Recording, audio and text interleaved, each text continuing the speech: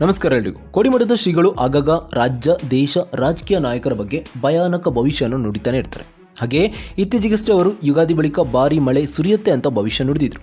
ಯುಗಾದಿ ಇವತ್ತೇ ಆಗ್ತಾ ಇದೆ, ಮಳೆಯಾಗುವ ಮೂಲಕ ಅವರ ಭವಿಷ್ಯ ನಿಜ ಆಗತ್ತಾ ಅನ್ನೋ ಮಾತುಗಳು ಕೂಡ ಕೇಳಿ ಬರ್ತಾ ಇದೆ. ಇದಾದ್ಮೇಲೆ ಯುಗಾದಿ ಬಳಿಕ ರಾಜ್ಯದಲ್ಲಿ ಒಳ್ಳೆ ಬೆಳೆ ಮತ್ತು ಮಳೆಯಾಗುವ ಲಕ್ಷಣಗಳಿದೆ, ಜೊತೆಗೆ ಧಾರ್ಮಿಕ ಮುಖಂಡನ ಸಾವು ಕೂಡ ಆಗುತ್ತೆ ಅಂತ ಭವಿಷ್ಯ ನುಡಿದಿದ್ರು. ಇನ್ನು ಇದೇ ವೇಳೆ ರಾಜ್ಯ ರಾಜಕೀಯದ ಬಗ್ಗೆ ಯುಗಾದಿ ಕಳೆದ ನಂತರ ಹೇಳ್ತೇನೆ, ಇನ್ನು ತುಂಬಾ ಸಮಯವಿದೆ ಅಂತ ಕೂಡ ಹೇಳಿದ್ರು. ಹಾಗಾದ್ರೆ ಯುಗಾದಿ ಬಳಿಕ ರಾಜ್ಯದಲ್ಲಿ ಯಾವ ರೀತಿ ಮಳೆ ಬೆಳೆ ಆಗುತ್ತೆ, ಆ ಧಾರ್ಮಿಕ ಮುಖಂಡ ಯಾರು, ಇನ್ನು ರಾಜಕೀಯದ ಬಗ್ಗೆ ಸ್ವಾಮೀಜಿಗಳು ಏನೆಲ್ಲ ಹೇಳ್ಬೋದು, ಎಲ್ಲದನ್ನು ಕೂಡ ಈ ವಿಡಿಯೋದಲ್ಲಿ ನೋಡ್ತಾ ಹೋಗೋಣ. ಅದಕ್ಕಿಂತ ಮುಂಚೆ ಯಾರೆಲ್ಲ ನಮ್ಮ ಚಾನಲ್ನ ಸಬ್ಸ್ಕ್ರೈಬ್ ಮಾಡಿಲ್ಲ ಅಂತಂದರೆ ಈ ಕೂಡಲೇ ಸಬ್ಸ್ಕ್ರೈಬ್ ಮಾಡಿ. ಇನ್ನು ಕೆಲವು ದಿನಗಳ ಹಿಂದೆ ಕೋಲಾರದ ಮಾಲೂರಿನಲ್ಲಿ ನಡೆದ ಕಾರ್ಯಕ್ರಮವೊಂದರಲ್ಲಿ ಮಾತನಾಡಿದಂಥ ಕೋಡಿಮಠದ ಡಾಕ್ಟರ್ ಶಿವಾನಂದ ಶಿವಯೋಗಿ ಸ್ವಾಮೀಜಿಯವರು ರಾಜ್ಯದಲ್ಲಿ ಯುಗಾದಿ ಕಳೆದ ನಂತರ ಒಳ್ಳೆ ಬೆಳೆ ಮಳೆಯಾಗುವ ಲಕ್ಷಣಗಳಿದೆ ಅಂತ ಹೇಳುವ ಮೂಲಕ ರೈತರಿಗೆ ಸಂತಸ ಮೂಡುವಂತೆ ಮಾಡಿದರು.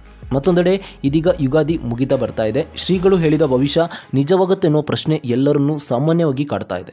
ಬೆಂಕಿ ಹಾವಳಿ, ನೀರಿನ ಹಾವಳಿ ಹೆಚ್ಚಾಗುತ್ತೆ, ಯುದ್ಧ ನಡೆಯುತ್ತೆ, ಅನೇಕ ಸಾವು ನೋವುಗಳು ಆಗುತ್ತೆ, ಜಾಗತಿಕ ಮಟ್ಟದಲ್ಲಿ ಮತಾಂಧತೆ ಹೆಚ್ಚಾಗುತ್ತೆ, ಕೆಲವೊಂದು ಕಡೆ ಬಾಂಬ್ ಸ್ಫೋಟ, ಭೂಕಂಪ ಆಗುತ್ತೆ, ಧಾರ್ಮಿಕ ಮುಖಂಡನ ಸಾವು ಕೂಡ ಆಗುತ್ತೆ ಅಂತ ಸ್ಫೋಟಕ ಭವಿಷ್ಯ ನುಡಿತಿದ್ರು. ಒಟ್ಟಿನಲ್ಲಿ ರಾಜ್ಯದಲ್ಲಿ ಭೀಕರ ಬರಗಾಲ ತಾಂಡವಾಡ್ತಾ ಇದೆ. ಇದರಿಂದ ಜನರು ಕಂಗಾಲಾಗಿರೋದಂತೂ ನಿಜ. ಮತ್ತೊಂದೆಡೆ ಯುಗಾದಿ ನಂತರ ಮಳೆಯಾಗತ್ತೆ ಅಂತ ಕೋಡಿಮಠದ ಶ್ರೀಗಳು ಭವಿಷ್ಯ ನುಡಿದಿದ್ರು. ಈಗ ಯುಗಾದಿ ಮುಗಿತಾ ಬರ್ತಾ ಇದೆ, ಇನ್ನೆರಡು ದಿನಗಳಲ್ಲಿ ಮಳೆ ಆದರೆ ಸ್ವಾಮೀಜಿ ನುಡಿದ ಭವಿಷ್ಯ ನಿಜ ಆಗುತ್ತೆ. ಇನ್ನು ಸ್ವಾಮೀಜಿಯವರು ಹೇಳಿದ ಭವಿಷ್ಯದ ಮೇಲೆ ಜನರು ನಂಬಿಕೆ ಇರಿಸಿದ್ದು, ಪ್ರತಿ ವರ್ಷವೂ ಕೂಡ ಈ ರೀತಿಯ ಭವಿಷ್ಯ ಅವರು ಹೇಳ್ತಾನೆ ಇದ್ದಾರೆ. ಅದು 90% ನಿಜ ಆಗ್ತಾನೇ ಇದೆ. ಇನ್ನು ಈ ವರ್ಷವೂ ಕೂಡ ಸ್ವಾಮೀಜಿ ಹೇಳಿದಂಥ ಭವಿಷ್ಯ ಎಷ್ಟರ ಮಟ್ಟಿಗೆ ನಿಜ ಆಗುತ್ತೆ ಅಂತ ಕಾದು ನೋಡಬೇಕಾಗಿದೆ.